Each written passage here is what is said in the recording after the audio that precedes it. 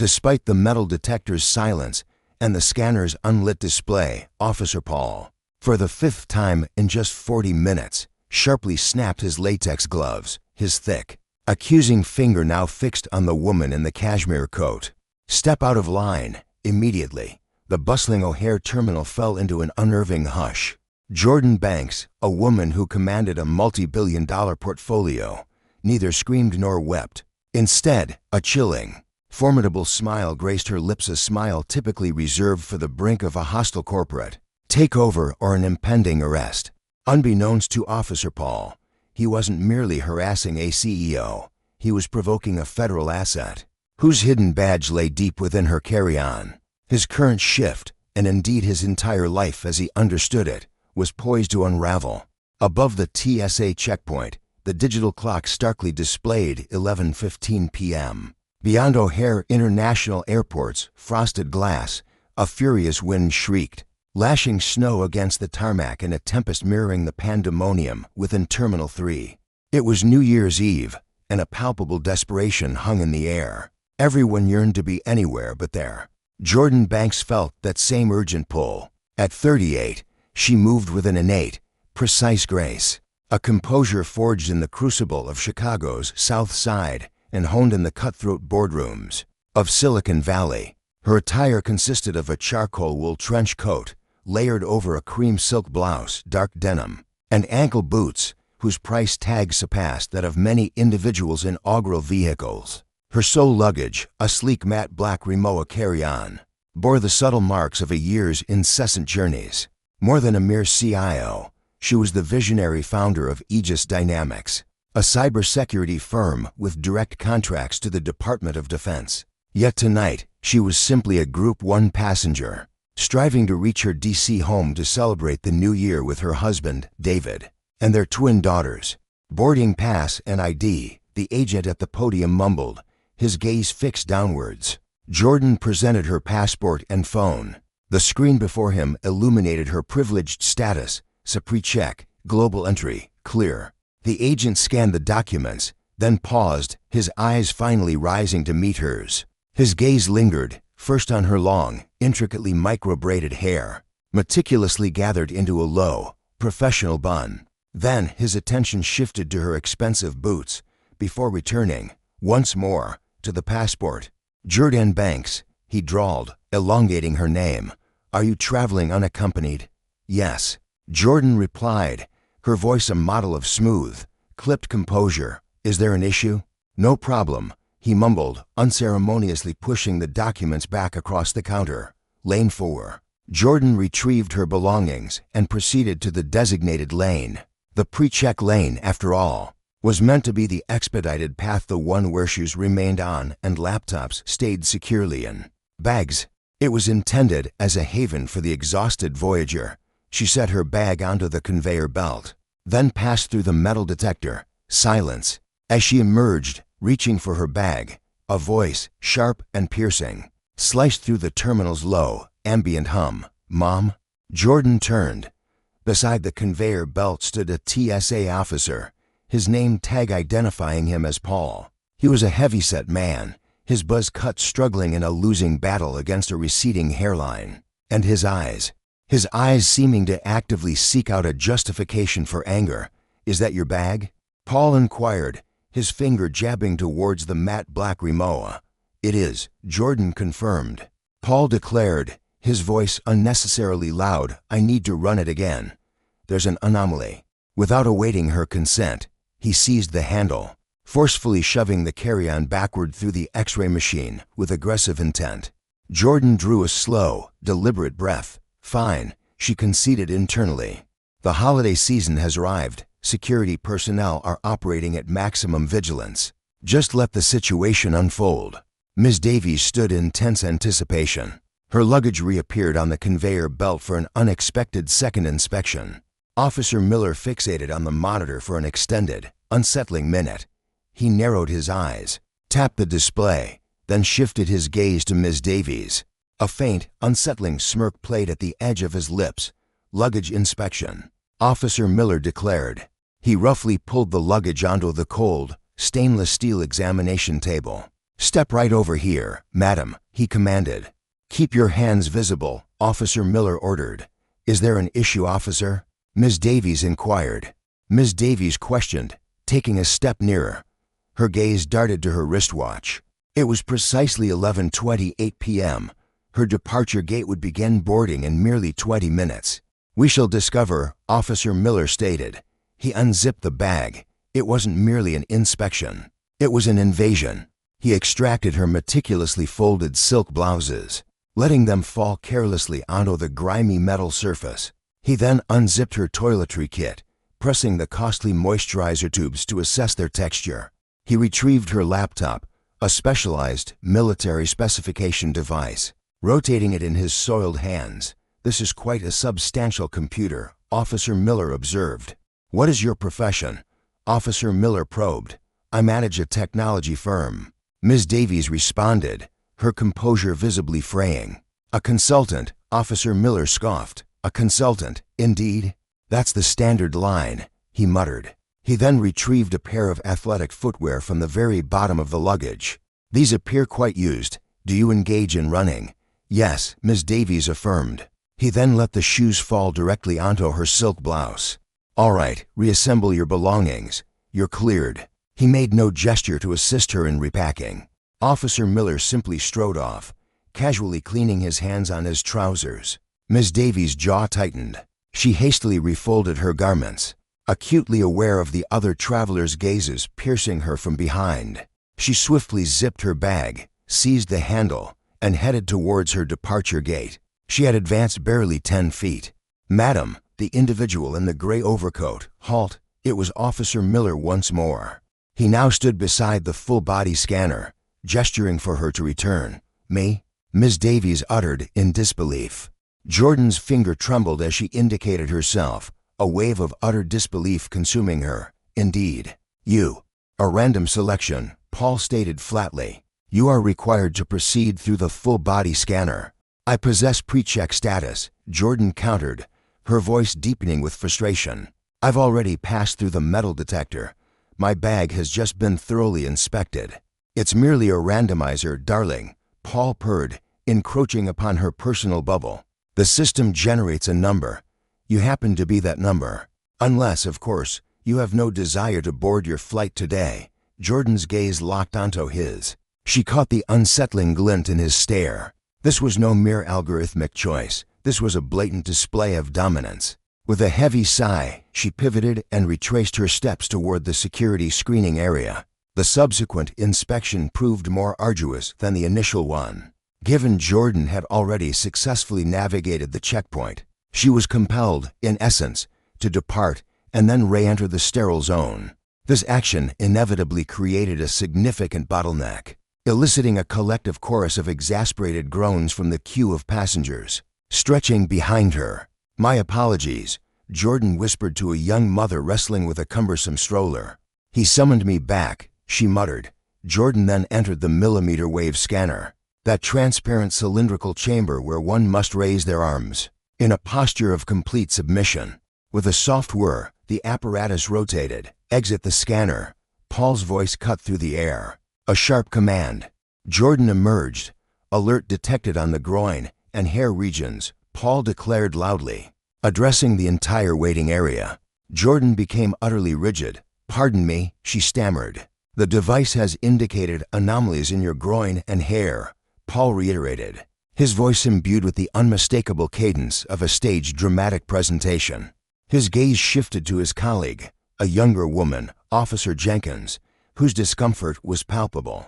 "Jenkins," he instructed, "perform a full pat-down, including a resistance check." "Officer," Jordan retorted, spinning to face Paul, her eyes narrowing into sharp, unyielding points of flint. "There's no metal whatsoever in my hair. These are simply braids. And I assure you, there's absolutely nothing in my groin region. This constitutes blatant harassment." Paul advanced, closing the distance, his arms folding across his chest in a defiant posture. The insignia on his uniform glinted menacingly beneath the unforgiving fluorescent illumination. "Listen, madam," he sneered, "you may choose to dispute my authority, and we can summon law enforcement officers to escort you to a secluded room. in which case you will unequivocally forfeit your flight. Alternatively, you can permit Officer Jenkins to execute her duties. The decision is yours." Jordan's gaze flickered to the overhead clock. 11:40 p.m. "Proceed," Jordan uttered, her voice strained and taut. Officer Jenkins advanced with hesitant steps. "My sincerest apologies, ma'am," she murmured.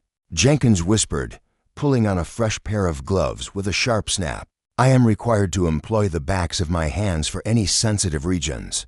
Jordan remained motionless in the very center of the checkpoint, legs apart, arms extended, under the scrutinizing gaze of hundreds of onlookers. Her eyes remained fixed on Paul throughout the ordeal. He, in turn, did not avert his gaze. He observed with a disturbing air of triumph as Jenkins' hands moved along Jordan's torso, inspected the waistband of her denim, and then thoroughly patted her hair, compressing the bun. "She's clear, Captain Reed," Officer Thorne declared, retreating a step. "Completely clean." Agent Vance's expression soured with disappointment. "Check her hands for explosives, now." Officer Thorne's eyes narrowed. "Captain Reed, she's already cleared pre-screening. Just run her hands." With a practiced motion, Officer Thorne swabbed Ms. Cullen's palms, then fed the sample into the ETD, the Explosive Trace Detection Unit. Ms. Cullen remained perfectly still, the machine whirred, analyzing. A triumphant green light illuminated. "Clear." "She's absolutely clean," Officer Thorne declared, her voice tinged with undeniable relief. Agent Vance's teeth worried his lower lip. He bore the frustrated air of a gambler who'd just been dealt a crushing blow, but refused to abandon the table. "All right, move along." Ms. Cullen uttered no sound. She seized her bag and departed. Her heart thundered against her ribs, not in fear, but fueled by a glacial rage that felt like liquid ice in her very bloodstream. She had to reach her gate. A critical call demanded her attention. With determined strides, she headed for the tram, her path set for Concourse C. Halfway along the sprawling hallway, the moving walkway a loathsome beneath her boots, a harsh squawk from a radio shattered the quiet behind her. Moments later, the heavy thud of running footsteps echoed closer. "Security, stop, halt that woman." Ms. Cullen instantly ceased movement. Her eyes squeezed shut for a fleeting second, a sharp intake of breath through her nose. "Are you absolutely serious?" She spun around, not Agent Vance this time, to airport police officers. Hands already on their holsters, were closing in, jogging purposefully toward her. Agent Vance, panting and stumbling, trailed behind them, his arm outstretched. "That's the one." Agent Vance shrieked, his voice ragged. "She snatched something from the bin. I saw it with my own eyes. She stole a passenger's watch." A collective gasp swept through the stunned crowd. A man in a sharp suit instinctively tightened his hold on his briefcase. A woman protectively pulled her child closer. Ms. Cullen stood like a statue as the officers formed a tight circle around her. "Ma'am, set the bag down." The commanding voice belonged to the first officer, a tall man identified as Sergeant Miller. "I have stolen nothing," Ms. Cullen asserted, her tone remarkably calm. "Officer, Agent Vance is deliberately targeting me. This is the third time he's accosted me within 20 minutes. We have a formal report of theft," Sergeant Miller declared, his voice unyielding. "We are required to search you and your bag once more, right here," Ms. Cullen challenged. "In the middle of this crowded hallway? Unless you'd rather visit the station," Agent Vance sneered, finally catching up. A wide, predatory grin now stretched across his face. "We can do this right here. Let everyone see precisely what kind of criminal you are." Ms. Cullen stared at Agent Vance. A chilling realization dawned. This wasn't just prejudice. This was a twisted sport for him. On New Year's Eve, his boredom had driven him to seek the utter degradation of the wealthy woman in the luxurious coat. He craved her tears. He longed for her to plead. Ms. Cullen's eyes locked onto Sergeant Miller. "Officer, I am the Chief Executive Officer of Aegis Dynamics. I hold a top-secret, sensitive compartmented information clearance. If you dare to search me again, based solely on this man's malicious falsehood, you will profoundly regret it."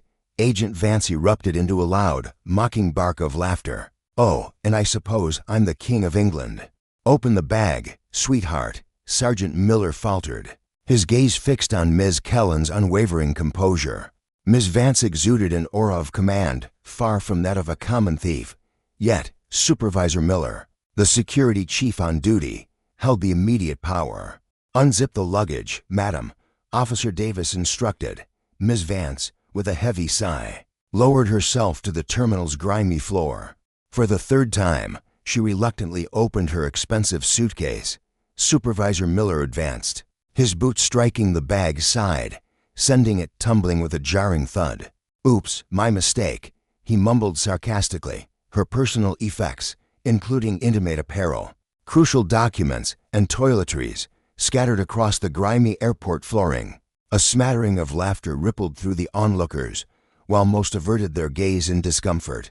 Ms. Vance, however, made no move to retrieve her scattered possessions. Deliberately, she rose, abandoning the chaotic spill on the ground.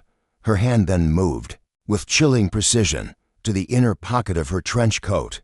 "Hold it right there, hands where I can see them," Officer Davis bellowed, his hand instinctively darting for his stun gun. "I'm retrieving my phone," Ms. Vance declared, her voice sharp as a blade.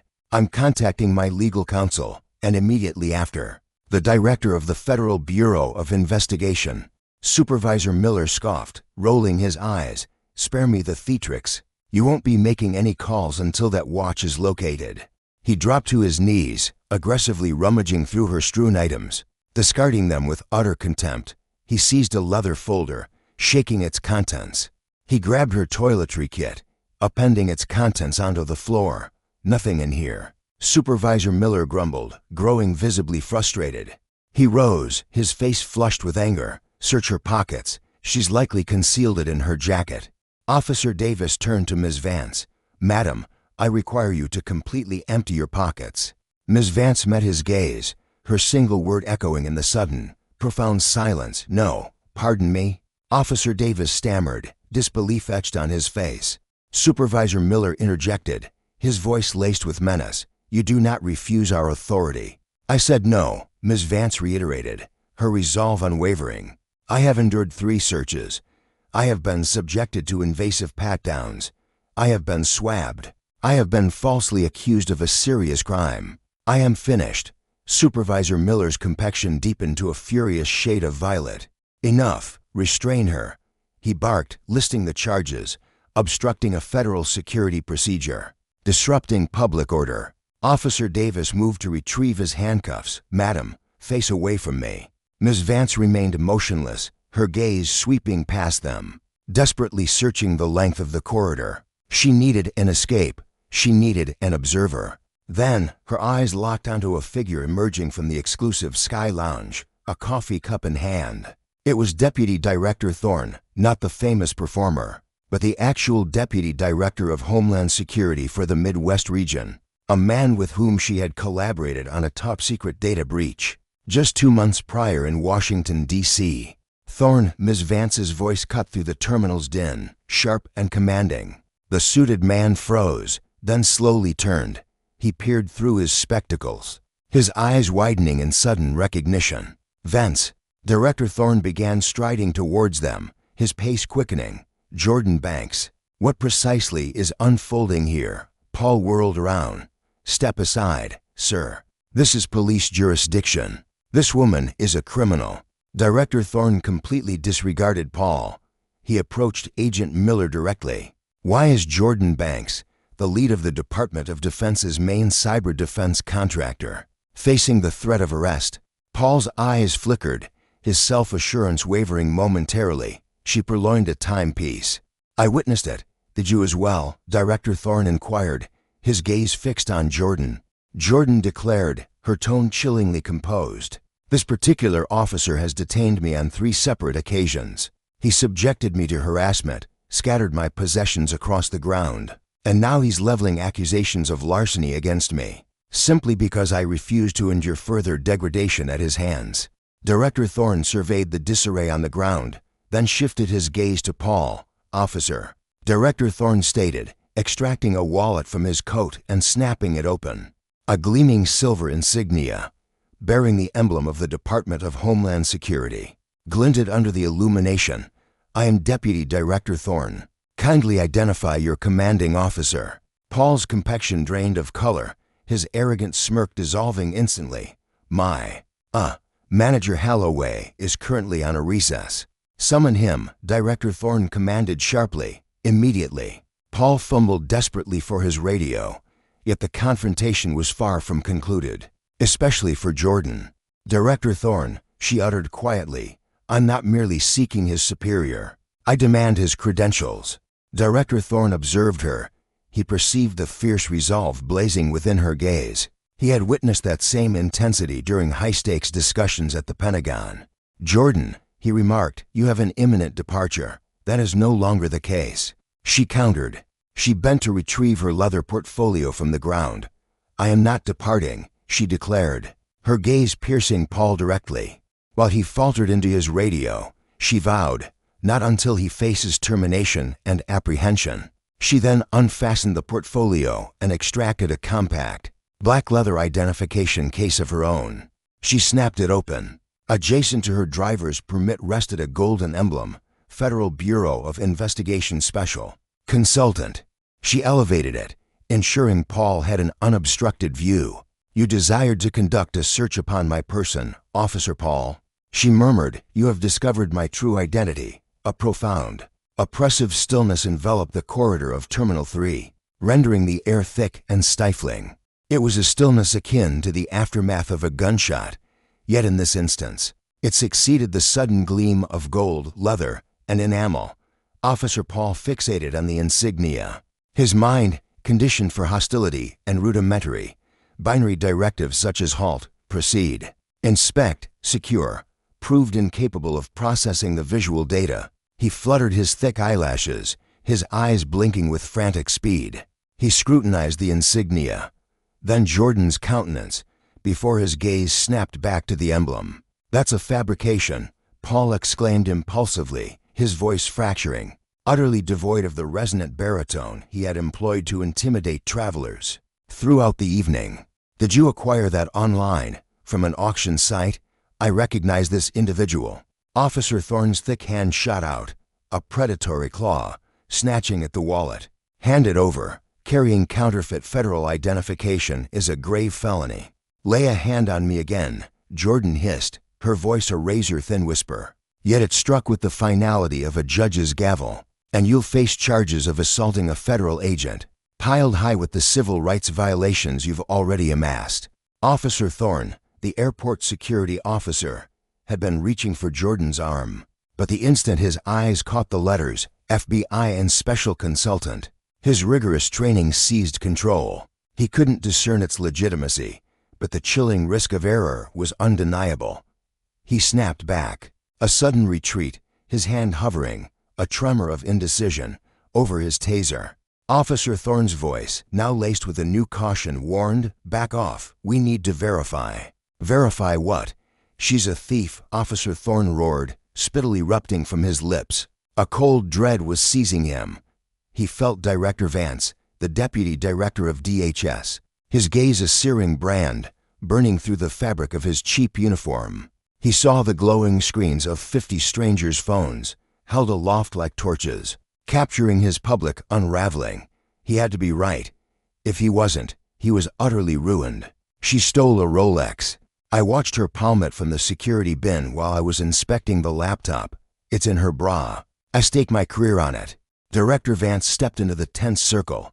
He exuded a silent, formidable power. His suit a testament to wealth Officer Thorne couldn't earn in months. His eyes bypassed Officer Thorne entirely, settling on Jordan. "Jordan." Director Vance's voice was a soft, dangerous murmur. "You understand the protocol when an accusation is leveled."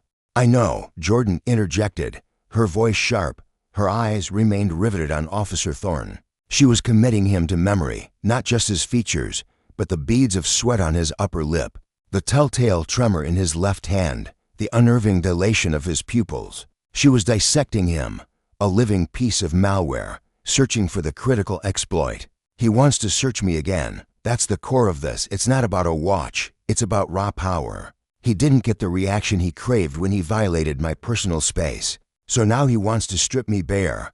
I want the truth," Officer Thorne bellowed. Playing to the gallery. Now I'm protecting the public from a criminal." A walkie-talkie shrieked, a jarring sound that ripped through the suffocating tension. "This is Manager Sterling," a tinny voice cut through the air. "What is the exact nature of the holdup at C checkpoint?" "We are backing up to the entrance." Officer Thorne snatched his radio, his thumb mashing the button with such desperate force that his knuckles gleamed white. "I have a non-compliant passenger, suspected of high-value theft. She's asserting federal affiliation. I require immediate authorization to move her to a private screening room."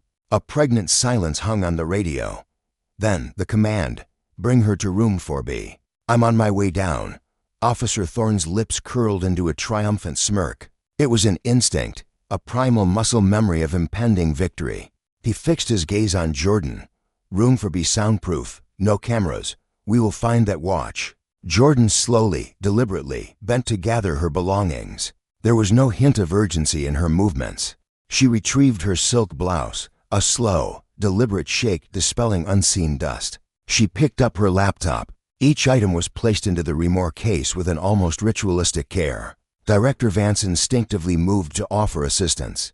But she raised a hand, a silent command. "No, Director Vance. Let him see. Let everyone see." She zipped the bag with a decisive flourish. She rose, smoothing the front of her trench coat, an act of quiet defiance. She stood like a queen preparing for an execution, not her own, but that of another. "You still wish to proceed to a private room, Officer Thorne?" Jordan's voice was dangerously calm. "Lead the way. But understand this clearly. Once that door closes, you are locked in there with me." Officer Thorne let out a nervous, hacking laugh. "I think you've got that entirely backwards." "Sweetheart." He gestured sharply for Officer Miller to escort her. The grim procession began, Officer Thorne in the lead, a stiff, forced swagger in his stride. Jordan in the middle, head held high, flanked by officers, Director Vance trailing behind, his fingers flying across his device, furiously calling in the cavalry. As they moved past the waiting line of passengers, the young mother Jordan had spoken to earlier suddenly cried out, "I didn't take anything. I was watching her." "Mind your own damn business," Officer Thorne snapped over his shoulder. Officer Thorne snapped the retort over his shoulder. Jordan, however, never once glanced back. An icy resolve settled over her. The guise of a mere traveler had vanished. She embodied Aegis, the unyielding shield, now poised to unleash the sword. Sector 4B materialized precisely as Alara had anticipated.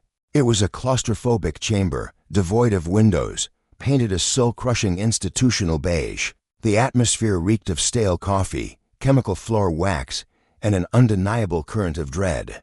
An austere metal table and two unforgiving chairs occupied one corner. A vast mirror on a single wall betrayed the presence of an observation chamber beyond. Yet, Alara understood it was undoubtedly deserted at this late hour on New Year's Eve. The door crashed closed with a heavy, metallic thud, imprisoning them within. Only for souls remained now Alara, Marcus, Sergeant Thorne, and Officer Miller. The female operative, who had performed the earlier pat-down, had been compelled to attend by Marcus, serving as a reluctant witness. Her face was a mask of nausea, as if on the verge of retching, placed the bag on the table. Marcus barked. He strode restlessly across the cramped room, his energy an unpredictable surge. The suffocating confines pressed him, yet his stubborn pride forbade any retreat. He desperately required the watch's presence. He craved the mantle of heroism. Alara calmly deposited the black remora onto the table. She remained standing, her back to the mirror, an impeccable stance of defiance. "Sit." Marcus snapped. "I prefer to stand," Alara countered calmly. "I said sit." Marcus brought his palm down on the table with a resounding thud. The sharp report reverberated through the confined space. Sergeant Thorne stirred uneasily. "Marcus, calm yourself. We are merely awaiting Agent Sterling's arrival." "I don't require Agent Sterling to conduct a search incidental to an arrest," Marcus retorted, his gaze sharp on the officer. "She is in custody." "I am not in custody," Alara interrupted with serene precision. "I am being held. There is a crucial distinction. A distinction that will result in a substantial financial penalty for the agency. Once my impending legal action is filed on Tuesday morning."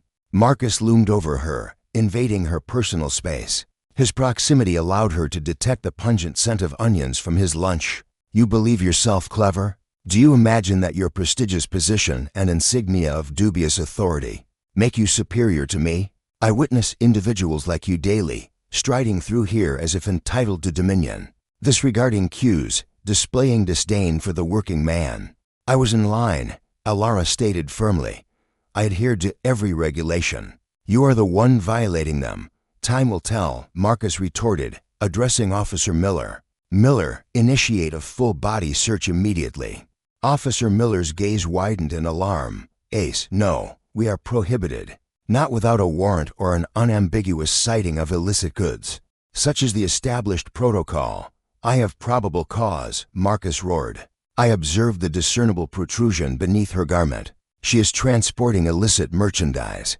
Did you truly perceive a protrusion? Evelyn questioned, her tone chillingly sharp. Or was it merely a figment of your desire? Officer Miller's face flushed a furious scarlet. Enough, if you refuse, Officer Davis. I'll summon Officer Hayes, a female officer, or perhaps I'll conduct the search myself. Officer Miller advanced, a hand pressed to his chest. You've lost your senses, lay a hand on her, and I will place you under arrest. Is that clear? The tension in the room was explosive. Then the door swung open. Commander Thorne entered. He was a gaunt, weary man, clutching a clipboard, a noticeable blemish on his necktie. His gaze swept over the chaotic scene, his senior officer shouting, another officer restraining him, and a woman in a trench coat observing the spectacle with detached indifference, as if it were a dull broadcast. What in the heavens is transpiring here? Commander Thorne demanded. She's a criminal, Officer Miller implored, gesturing towards Evelyn. Pilfered a luxury watch, resisted a lawful search, presented fraudulent federal identification. She poses a threat. Commander Thorne's eyes fixed on Evelyn. He adjusted his spectacles. Ma'am, I am the facility manager. I must request you to. Commander Thorne, Evelyn interjected. Her voice remained level, yet it seized control of the entire space immediately. My identity is Evelyn Reed. I hold the position of CEO at Apex Solutions. The identification I presented to your officer is entirely legitimate, issued by the FBI's Cyber Division, where I function as a Tier 1 consultant specializing in domestic terror threats. She paused, allowing the weight of her credentials to settle. Your subordinate, she resumed, her perfectly manicured finger directed at Officer Miller, has detained me on 4 separate occasions. He has subjected me to sexual harassment. He has publicly slandered my reputation, and moments ago, he requested a strip search, founded entirely on a fabricated claim regarding a pilfered timepiece. This entire exchange is being recorded by the device on my wrist. She tapped her timepiece. A minuscule crimson indicator pulsed steadily. Officer Miller became rigid. His gaze fell upon the watch, a detail he had completely overlooked until now. That's unlawful, Officer Miller stuttered. This is a 2-party consent jurisdiction. The state mandates 2-party consent solely for private discussions. Evelyn corrected him, her intellect cutting like a honed blade. Nevertheless, public officials executing their responsibilities within a government establishment possess no reasonable expectation of privacy, particularly when documenting evidence of a criminal act, the criminal act, in this instance, being committed by you. Commander Thorne's eyes shifted to Officer Miller. He then observed the watch, and finally, the composed yet utterly formidable woman. Commander Thorne's voice trembled as he questioned, Did you actually see the watch? Did you truly witness it? Officer Miller faltered. I perceived a faint shimmer. Officer Miller retreated, his conviction wavering. She performed an action that aroused suspicion. A mere glimmer, Evelyn echoed, her tone sharp. So, our narrative has shifted from I witnessed her concealing it to a faint shimmer. She possesses it, Officer Miller insisted, desperation lacing his voice. Examine the bag. Inspect the lining. Simply conduct one final inspection. If my assessment is incorrect, then so be it. But please, verify it. This marked the 5th search, a desperate, final attempt. Evelyn's gaze settled on Commander Thorne. Should you dare to open that satchel once more, you become an accomplice. Yet, If it brings this ordeal to a close, then proceed, empty its contents. Rip the inner fabric. Employ any means necessary to appease his arrogance. For when your search yields naught, I demand his insignia rest upon this surface before my departure from this chamber." Agent Miller faltered, his gaze fixed on Officer Thorne, who was drenched in perspiration. His eyes fell upon the bag. "Proceed, Thorne," Officer Thorne seethed. "It's concealed within." "I am aware," Agent Miller exhaled slowly. He approached the travel pack and unfastened its zipper for the 5th instance that evening. Ms. Vance's personal effects lay revealed. Agent Miller displayed greater deference than Officer Thorne, yet his scrutiny was exhaustive. He inspected every pocket, compressed the garments, traced the lining with his hand, and accessed the auxiliary sections. A profound hush enveloped the room, broken only by the faint whisper of cloth. Officer Thorne observed, his gaze flickering frantically. "It must be present. It absolutely must." Agent Miller raised the portable computer. Empty. He examined the footwear. Vacant. He inverted the satchel and vigorously agitated it.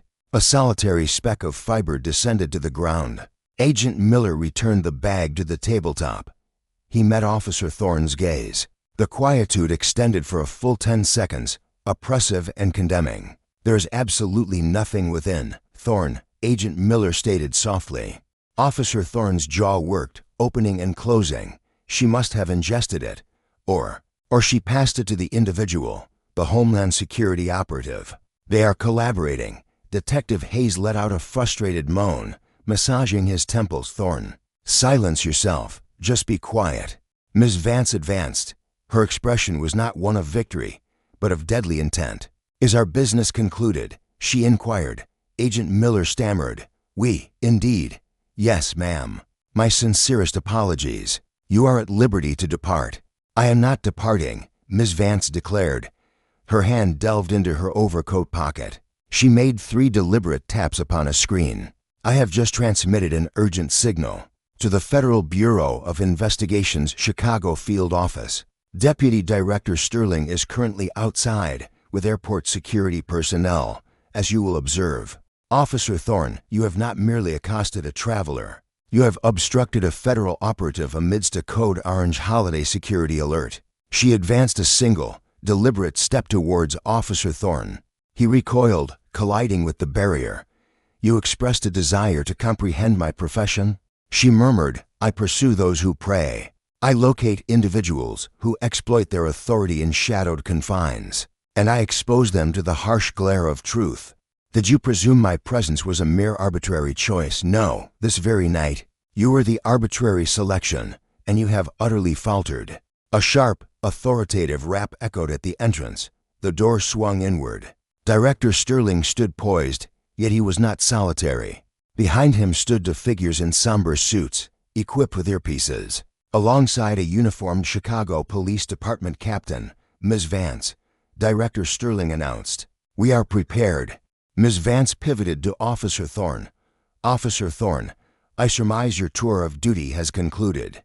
The very atmosphere within Room 4B had undergone a profound alteration mere moments prior. The confined space, once Officer Thorne's domain as warden, now transformed, with Deputy Director Sterling's imposing presence, flanked by 2 federal agents. The room no longer felt like a mere holding cell, but rather a tribunal.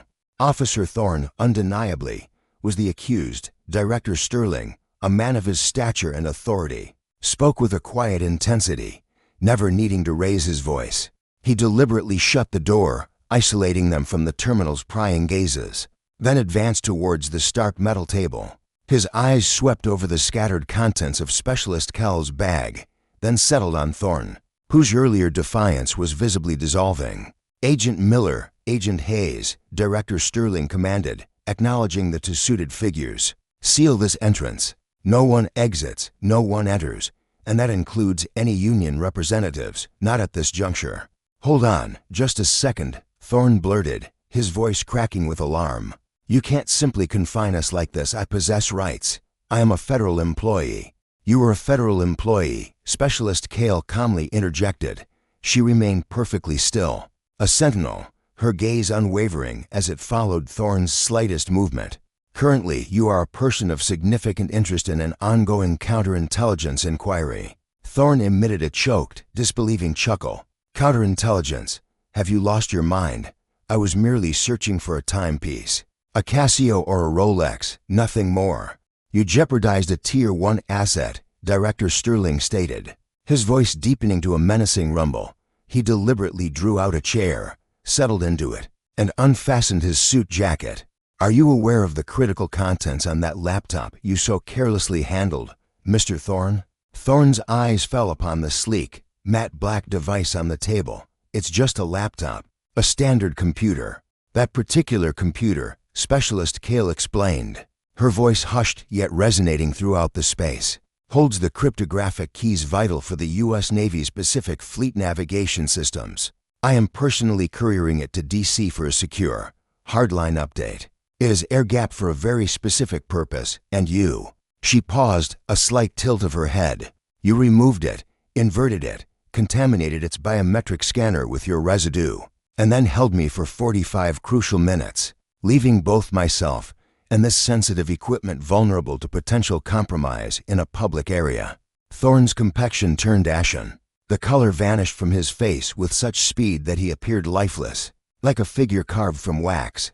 I was unaware. Lack of knowledge offers no protection when you disregard established protocols. Agent Miller interjected from his position by the door, his fingers rapidly working across the screen of a tablet. I'm accessing your complete record, Thorne, Richard J. Thorne. A decade with the TSA, 14 documented complaints of profiling, and 3 sexual harassment settlements paid by the agency to circumvent legal proceedings. You are a considerable liability, Thorne. Supervisor Davies, who had been attempting to blend seamlessly into the neutral-toned wall, let out a faint, nervous squeak. We did address those grievances. Retraining, sensitivity modules. A dismissive scoff escaped him. His gaze settled on Supervisor Davies, filled with an unmistakable, deep disappointment. You permitted an individual with a severe superiority complex to manage your security checkpoint on the year's most chaotic night, specifically targeting a black woman who, incidentally, is the sole person in this entire airport holding a higher rank than my own. Director Sterling then redirected his attention to Thorne. Alara did not pilfer any timepiece. You are aware of this, and so are we. Then tell me, why did you detain her on 5 separate occasions? Marcus struggled to swallow. His gaze fell to his worn boots, then shifted to the reflective surface of the mirror. He understood no cameras were present, yet the recording indicator on Alara's wrist continued its unwavering, rhythmic crimson pulse. I merely. Her demeanor displeased me. She carried herself as if superior, strolling through pre-screening in that extravagant coat.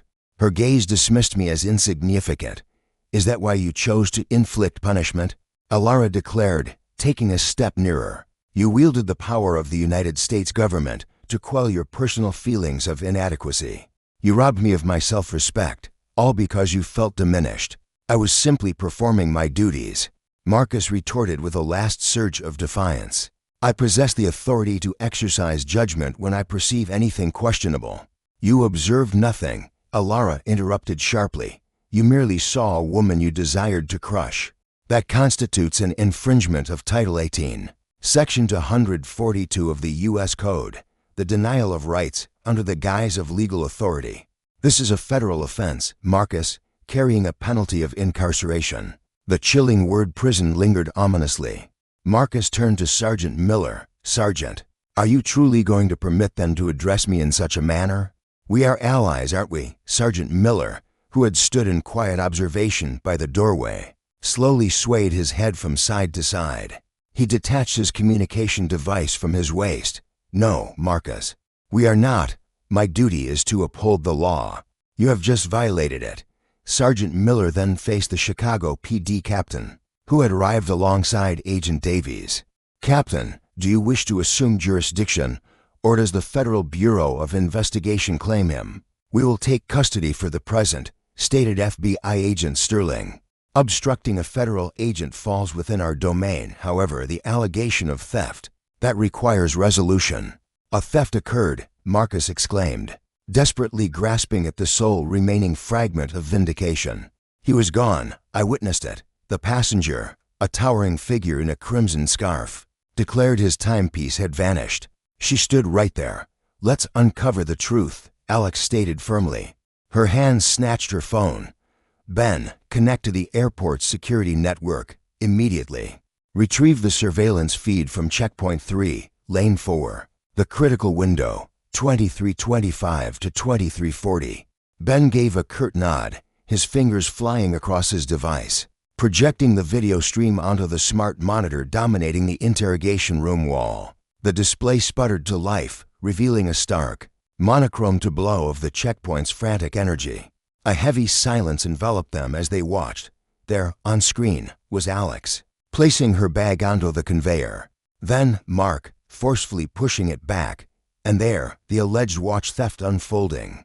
A man, unmistakable in his red scarf, frantically patted his pockets, his face etched with profound distress, his gaze fixated on the Ben Alex had just utilized.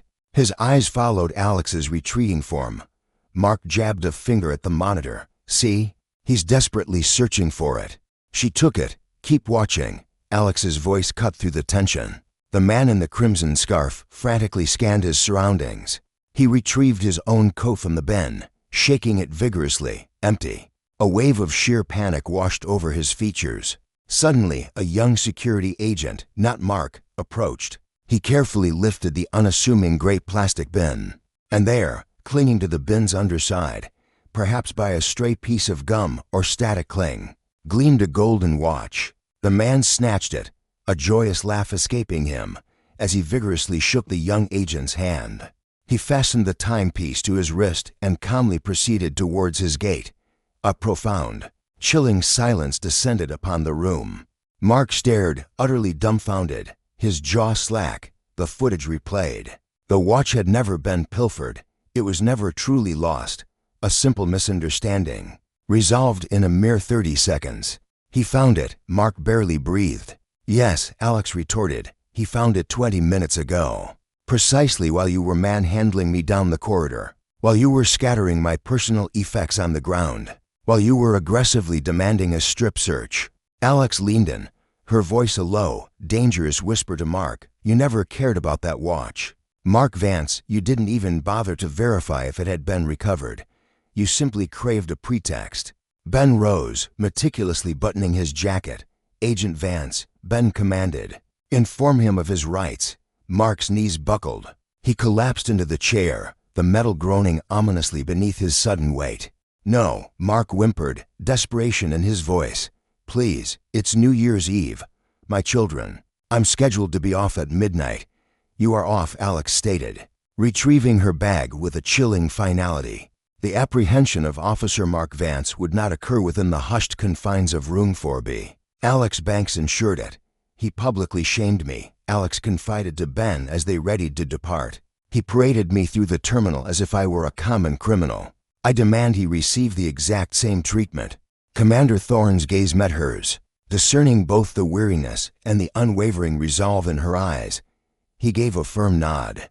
"Captain Vance, secure him, front and center." The entrance to Gate 4B swung open, unleashing the terminal's cacophony, a surge of travelers, blaring announcements, and the faint strains of festive melodies. The clock read 11:50 p.m., merely 10 minutes until the dawn of the new year. The procession materialized, yet the power dynamic had dramatically shifted. Evelyn Reed led the way, her head held high, effortlessly maneuvering her sleek, matte black luggage with one hand while clutching her phone in the other. Trailing her were Sergeant Miller and the Chicago PD captain, and between them, his hands bound behind his back, divested of his badge and epaulets, trudged Officer Thorne. His former arrogance had vanished. His head was bowed, chin pressed against his chest. Uncontrolled, guttural sobs racked his substantial build. A hush fell over the bustling terminal as their group moved through. Airport gossip travels swifter than any network. The news had already disseminated. The woman in the luxurious cashmere coat was no criminal, and the boisterous security agent was now in restraints. Travelers ceased their hurried movements, abandoning their bags and rising from their seats at the gate. A multitude of phones emerged, a shimmering expanse of illuminated screens, poised to capture the humiliating procession. "Is that truly him?" a hushed voice inquired. "Indeed. That's the individual who was shouting at everyone. He was apprehended on New Year's Eve." Officer Thorne recoiled from the blinding camera flashes, attempting to conceal his face, yet finding no escape. This very corridor was where he had forced Evelyn to her knees. This identical carpet where he had contemptuously kicked her luggage. As they proceeded past the security checkpoint, once Officer Thorne's domain, the queue had come to a standstill. The other security personnel stood motionless, their gazes fixed. Officer Davis, the woman Officer Thorne had coerced into performing the intrusive search, stood near the transparent partition. She witnessed Officer Thorne in shackles. She observed Evelyn walking unburdened. Evelyn paused. She pivoted to face Officer Davis. The surrounding onlookers collectively held their breath. "Officer Davis," Evelyn stated, her voice composed and clearly discernible above the low, pervasive hum of the terminal. Officer Davis visibly recoiled. "Yes, ma'am," she responded. "You performed your duties." Evelyn affirmed.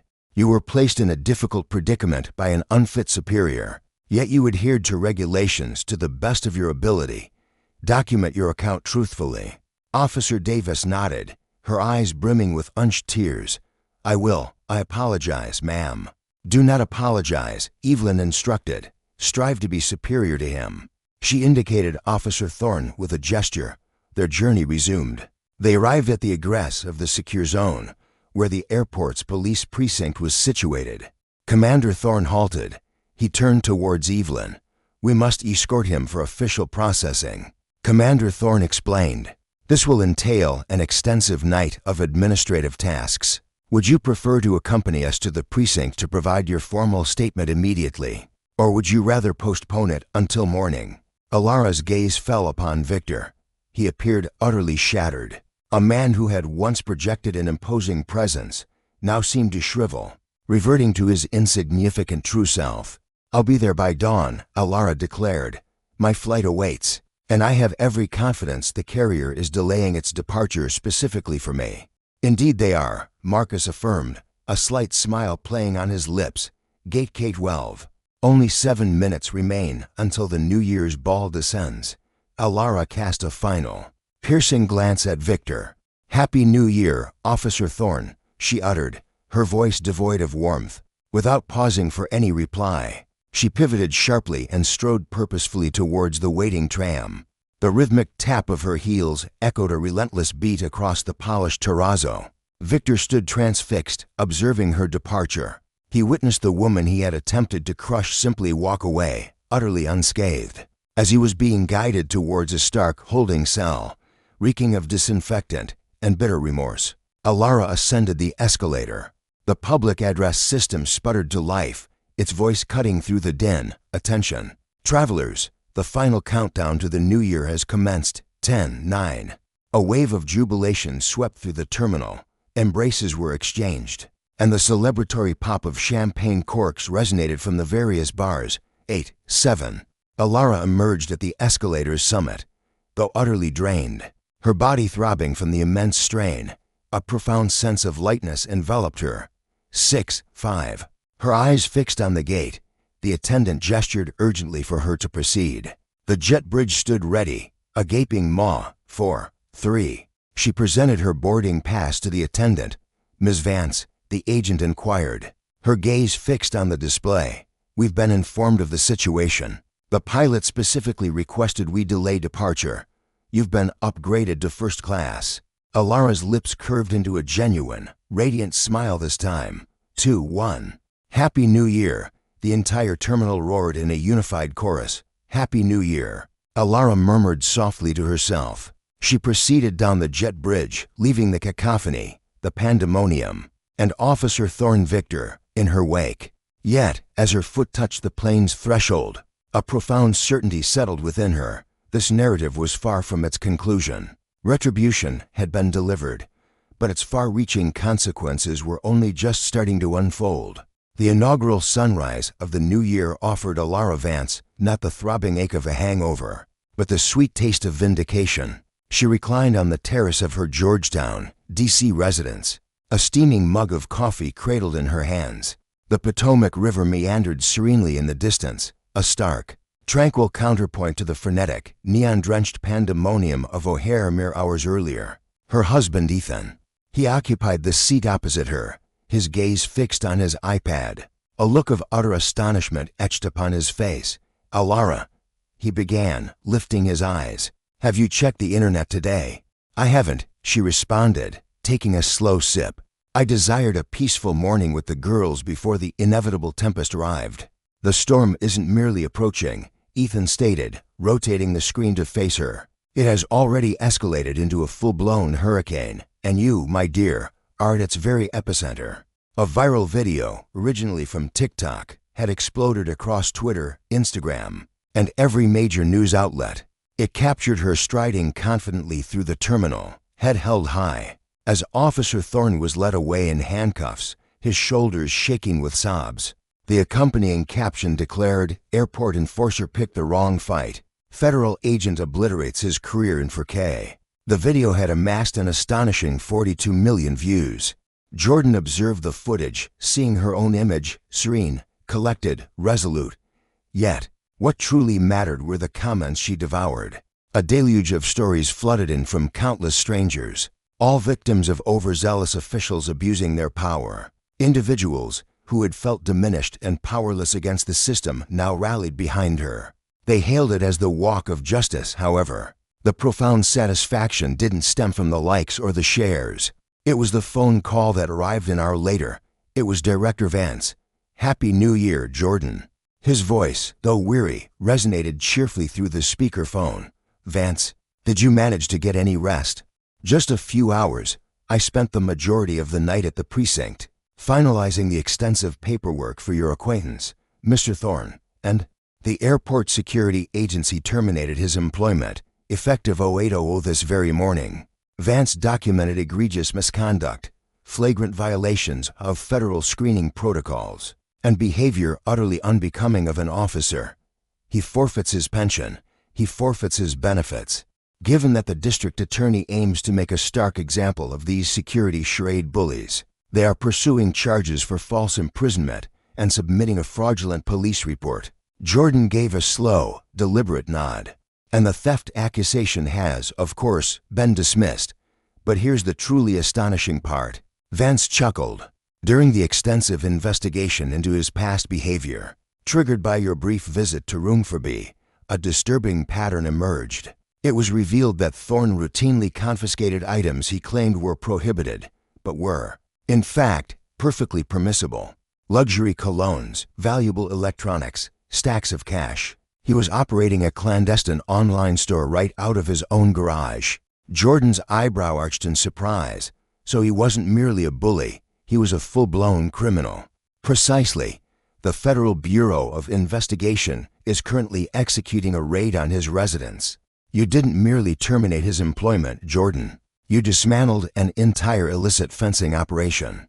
Jordan ended the call, her gaze drifting towards the river. Her mind replayed that critical moment in the terminal when she had nearly surrendered, when she almost allowed him to search her bag, simply to bring the ordeal to an end. It would have been simpler, it would have been quicker, but then she recalled the expression on Officer Miller's face, the young woman paralyzed by fear of her own superior. She also remembered the mother with the stroller, too intimidated to voice her concerns.